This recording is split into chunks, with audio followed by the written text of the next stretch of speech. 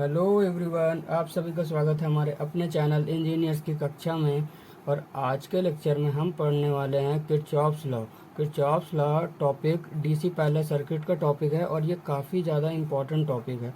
Previous lecture में हमने काफ़ी सारे न्यूमेरिकल सॉल्व किए थे जो डीसी पैरेलल सर्किट और डीसी सीरीज सर्किट के कॉम्बिनेशन से बनाए गए थे। अब नेक्स्ट आज के लेक्चर में हम किरचॉफ्स लॉ के बारे में पढ़ेंगे। किरचॉफ लॉ से बेसिकली इससे भी सर्किट के क्वेश्चन ही पूछे जाते हैं। तब इसमें डायरेक्शन निकालने के लिए हम किरचॉफ्स लॉ का यूज करते हैं कि किस डायरेक्शन से हमारी करंट मूव करती है, फ्लो करती है। तो स्टार्ट करते हैं। तो सबसे पहले इसकी डिफिनेशन देखते हैं। Kirchhoff's law gave two laws to solve complex circuit. Kirchhoff's law हमारा टू टाइप्स का होता है। जो इसमें जो पहला टॉपिक होता है, इसका पहला टाइप है वो है किरचॉफ्स करंट लॉ, और सेकंड इसका पार्ट होता है किरचॉफ वोल्टेज लॉ। ये बेसिकली टू टाइप्स के ही होते हैं, केसीएल और केवीएल। केसीएल में सी और वी, और केसीएल जो होता है वो हमारे करंट लॉ पे डिपेंड करता है, और किरचॉफ्स वोल्टेज लॉ जो होता है वो हमारे वोल्टेज लॉ पे डिपेंड करता है। तो इसका जो फर्स्ट टाइप है वो है हमारा किरचॉफ्स करंट लॉ। तो किरचॉफ्स करंट लॉ क्या होता है? किरचॉफ्स करंट लॉ होता है the law relates to the currents and the junction of an electric circuit and may be started as under। इसमें जो हमारे ये, इससे आइए डायग्राम से समझते हैं। पहले डिफिनेशन से तो खास कुछ समझ में आ नहीं रहा। जो हमारा जीरो पॉइंट है, ये इसे जीरो पॉइंट बोलेंगे, जिससे चार कितनी डायरेक्शन हमारी I1, I2, I3 और I4, चार डायरेक्शन में करंट फ्लो हो रही है, ये मूव कर रही है। तो जो इसकी जो इससे हम केसीएल की हेल्प से हम ये पता लगाते हैं कि करंट किस डायरेक्शन में फ्लो कर रही है, ये पॉजिटिव होगी कि नेगेटिव होगी। और इसकी एक और इसके डिफिनेशन में पॉइंट लिख सकते हैं आप कि किरचॉफ्स लॉ जो केसीएल होती है वो होती है हमारी sum of current is equal to zero. जो हमारी केसीएल होती है, इसमें जो हम करंट का सम निकालते हैं वो इक्वल जीरो के इक्वल होना चाहिए, इक्वल होता है। तो इसकी डायरेक्शन के हिसाब से हम इसमें क्या लिख सकते हैं, इसकी डायरेक्शन। तो सबसे पहले हमारा जीरो पॉइंट है। जीरो पॉइंट में जो देखिए, ये I1 जो करंट है वो जीरो की तरफ, जीरो पॉइंट की तरफ मूव कर रही है। तो I1 हमारा प्लस हो जाएगा, I1 प्लस होगा। तो I1 प्लस और प्लस। अब I2 है वो जीरो पॉइंट से दूर जा रही है। सबसे इजी तरीका यही है इसकी डायरेक्शन निकालने का कि जो जिस पॉइंट पे करंट मूव कर रही है, इससे जीरो पॉइंट पे ये करंट आ रही है, तो आ रही है तो प्लस, उसी की तरफ मूव कर रही है तो हमारे प्लस में आएगी, और अगर इससे दूर जा रही है तो माइनस पे आएगी। ये सबसे सिंपल मेथड है। तो I1 और I2 देखिए इस पॉइंट से दूर जा रही है, डायरेक्शन इसका इधर है, तो I2 हमारा हो जाएगा माइनस का I2। अब I3 देखिए, I3 भी इस पॉइंट से दूर जा रही है, तो ये भी माइनस ही आएगी। इसको हम इस तरह से भी लिख सकते हैं कि I1 प्लस, ये माइनस का हमारा I2 आया था, और अब I3 भी हमारी माइनस की आई है, तो माइनस I3। और I4 देखिए, I4 इसी पॉइंट की तरफ ही अंदर की ओर मूव कर रही है, तो I4 हमारा प्लस का आएगा। तो हमारी जो इक्वेशन आई निकल के वो I I1 plus I4 is equal to I2 plus I3। ये लिख सकते हैं। प्लस वालों को एक तरफ, माइनस वालों को एक तरफ मूव कर दिया।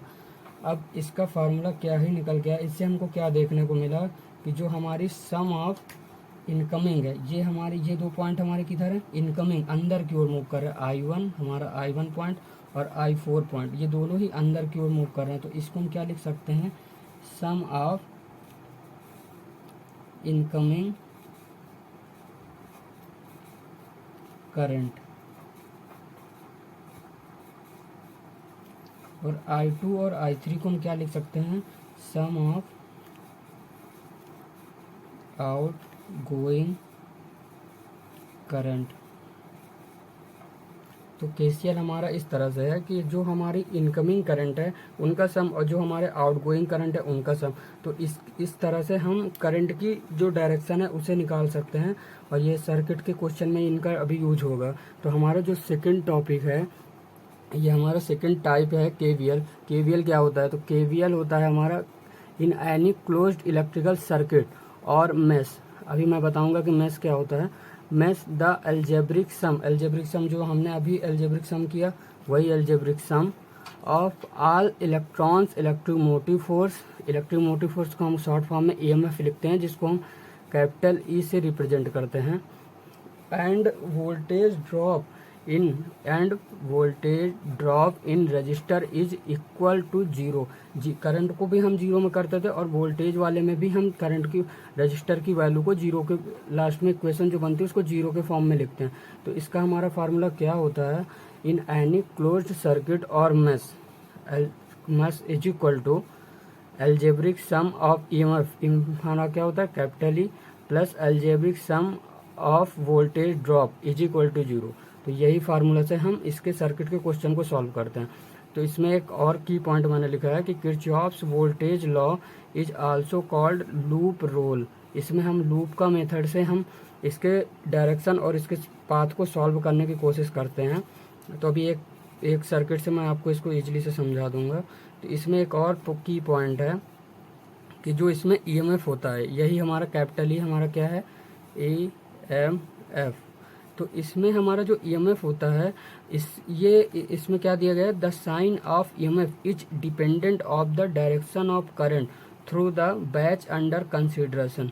तो इसमें जो हमारा ईएमएफ है वो हमारे करंट की डायरेक्शन पे पूरी तरह डिपेंड करता है। अगर हमारा करंट इधर से मूव कर रही है या माइनस से प्लस जा रही है तो हमारी करंट किस फॉर्म में होती है, माइनस। करंट तो हमारी माइनस से प्लस की ओर मूव करती है तो हमारी प्लस होगी। और अगर प्लस से माइनस की ओर जा रही है, यह देखिए इसमें किस डायरेक्शन जा रही है, इसमें प्लस से माइनस जा रही है तो ये हमारी निगेटिव होगी। और जो ये हमारी माइनस से प्लस जा रही है तो ये हमारी प्लस होगी, प्लस करंट वैल्यू प्लस हो जाएगी।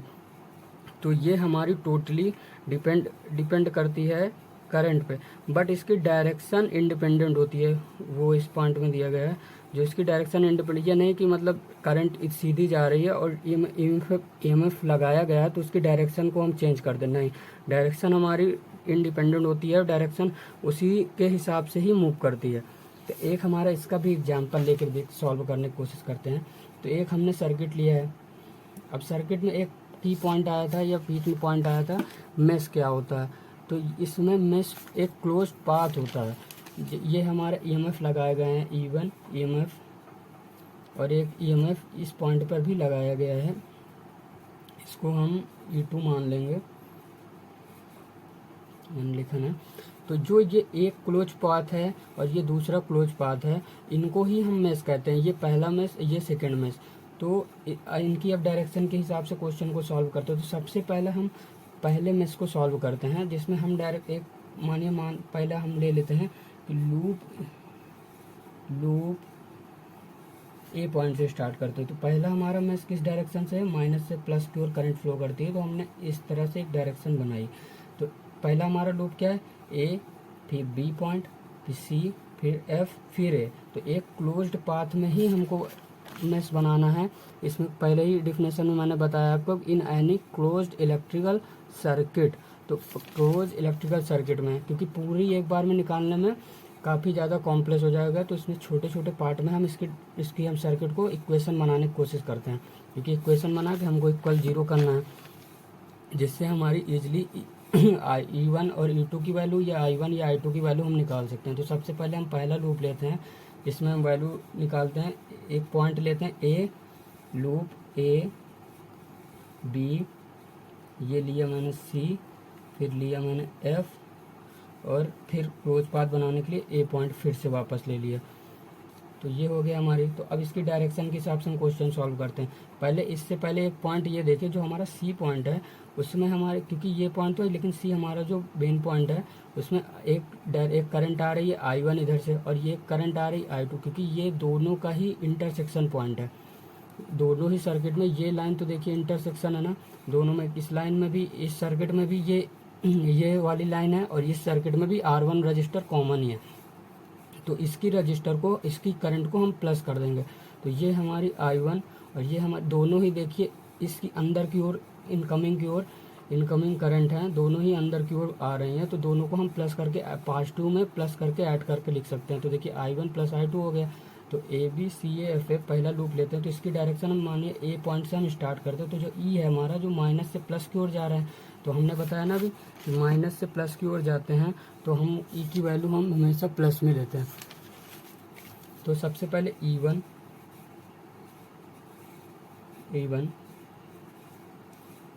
प्लस, अब ये हमारा अब ये आई वन और आर टू को तो मर्ज कर दिया हमने, तो ये हर जगह हमारा आ जाएगा। और आर वन, अब हमारा उसका फार्मूला क्या होता है, ओम का फार्मूला होता है ना हमारा V is equal to I R होता है। तो जब वोल्टेज इधर से अंदर की ओर करंट जा रही है तो हमारी आई और आर तो इनटू के फॉर्म में ही लिखे जाएंगे। तो हमारी ये डायरेक्शन पे रजिस्टर इनटू में आएगा। तो I one plus I two into R one. अब ये यहाँ से आए और यहाँ पे तो कोई सर्किट भी नहीं लगा, ना ही करंट फ्लो हो रही, बट इसका कोई पॉइंट नहीं है। ये I one plus I two ही करंट फ्लो हो रही है पूरे लूप पे। तो इसको कर देंगे इज इक्वल टू 0। ये हो गया हमारा पहला पॉइंट। अब हमारा दूसरा लूप है, लूप हमारा दूसरा लेंगे, बट इसमें एक थोड़ा सा गलती हो गई है। जो I one plus I two है वो हमारी सी पॉइंट से दूर जा रही है, क्योंकि ये आउटगोइंग करंट है। तो इसमें हम प्लस की जगह माइनस लेंगे, क्योंकि ये दोनों करंट को हमने जब मर्ज किया था तो ये दोनों इनकमिंग करंट थे। बट ये जो मर्ज होने के बाद जो करंट हमारी बनी वो I one plus I two इस पॉइंट से देखिए दूर जा रही है। तो दूर जा रही है तो हमारी आउटगोइंग करंट है। आउटगोइंग करंट को हम माइनस से रिप्रेजेंट करते हैं, तो इसमें माइनस आएगा। तो इसको हम ये भी लिख सकते हैं E one is equal to I one plus I two R one. ये हमारी मानिए इक्वेशन 1 बन गई। अब हम दूसरा लूप लेते हैं। तो दूसरा लूप हमारा किस पॉइंट से स्टार्ट करें, तो यहाँ चलिए स्टार्ट करते हैं सी से। तो सी डी ई एफ सी। तो दूसरा हमारा लूप बना C D E F C point हो गया।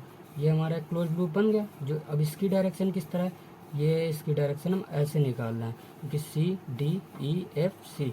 तो फिर से तो हम अपने सी पॉइंट से स्टार्ट करते हैं। अब सी पॉइंट से देखिए ये स्टार्ट करेंगे तो आई टू और आर टू तो सेम है, मगर ये किसकी अंदर की तरफ आ रहा है ना, इनकमिंग करंट है कि आउटगोइंग करंट है। तो ये देखते हैं हम, तो ये अंदर की ओर डायरेक्शन कर रहे हैं, तो ये इनकमिंग करंट है, तो ये हमारी प्लस में आएंगे आई टू और आर टू प्लस। अब ये अंदर की ओर, अब प्लस से माइनस में जा रहे हैं ईएमएफ में। अब ईएमएफ में मैंने बताया था कि जब प्लस से माइनस की ओर जाता है तो हम नेगेटिव साइन देते हैं। तो प्लस से माइनस की ओर जा रहे हैं, तो ये हमारा E2 आएगा, जो हमारा वो आएगा हमारा प्लस में E2 प्लस में आ गया। अब ये ऊपर की ओर जा रहे हैं, तो ऊपर की ओर जा रहा है, तो ये करंट तो आउट गोइंग है, तो ये करंट हमारी किस में आएगी, माइनस में आएगी, प्लस में आएगी। अब एफ हो गया, I2 तो प्लस में आया हमारा, तो ये है R1 और I1 प्लस I2, मगर करंट इसकी डायरेक्शन है, मगर हम तो अंदर की ओर जा रहे हैं ना, तो ये अंदर की ओर जा रहा है, तो ये हमारी वैल्यू किस में आएगी, प्लस में आएगी। तो इसमें आएगी I1 प्लस I2 और ये हमारा रजिस्टर R1। अब इसमें काफ़ी लोगों को कन्फ्यूजन हो गया होगा कि इसमें तो सर आपने माइनस में लिया था और इसमें प्लस में क्यों। तो इसमें करंट की वैल्यू देखिए, इधर से हम मूव कर रहे थे, बट इसमें हम ऊपर की ओर आ रहे हैं, तो इसमें हमारे जाते टाइम ये वैल्यू मिली थी इधर से जाते टाइम, और इधर से हमको जब ऊपर आ रहे हैं तब, लेकिन डायरेक्शन तो इसकी बाहर की ओर है, लेकिन करंट तो हम अंदर की ओर फ्लो करा रहे हैं ना, ये तो लूप दूसरा हो गया। तो इस वजह से दोनों की, इसमें प्लस की वैल्यू आएगी, इसमें माइनस की वैल्यू आएगी। तो अब इसको भी हम एक इक्वेशन के फॉर्म में लिखेंगे, E2 is equal to I2 R2 plus I1 plus I2, तो इक्वेशन हमारी R1, ये हमारी इक्वेशन बन गई 2। अब अगर हम इक्वेशन 1 और 2 की वैल्यू 1 और 2 को सॉल्व करेंगे, 1 एंड 2 को सॉल्व करेंगे, तो इससे हमारी I1 और R2 की वैल्यू, अगर हमको रजिस्टर की वैल्यू दी होती तो I1 R2 की वैल्यू सॉल्व कर लेते। तो इस एग्जांपल में मेरा मकसद ये था आपको दिखाना कि करंट की डायरेक्शन को हम लेते किस तरह, और रजिस्टर और करंट और रजिस्टर को मर्ज करके कैसे लिखते हैं, और ईएमएफ को किस तरह से रिप्रेजेंट करते हैं, प्लस में कि माइनस डायरेक्शन में जब हम मूव करते हैं तो किस साइन के साथ लेते हैं। तो आज के लेक्चर में पर्पस इस एग्जाम्पल का यही था। अब नेक्स्ट लेक्चर में हम इसके न्यूमेरिकल सॉल्व करेंगे, तो आपके जो थोड़े बहुत डाउट होंगे वो भी क्लियर हो जाएंगे, क्योंकि जितनी ज़्यादा हम प्रैक्टिस करेंगे उतने ही ज़्यादा हम ये क्वेश्चन हमको ईजिली समझ में आने लगेंगे, क्योंकि ये क्वेश्चन काफ़ी ज़्यादा इंपॉर्टेंट है। और सेमेस्टर एग्जाम में इस टॉपिक से क्वेश्चन ही पूछे जाते हैं, थ्योरी तो बहुत ही कम पूछी जाती है। अगर आज के लेक्चर में अगर आपको कोई भी डाउट हो तो कमेंट पर आप पूछ सकते हैं। नेक्स्ट लेक्चर में हम इसके क्वेश्चन करने वाले हैं। तो थैंक यू सो मच।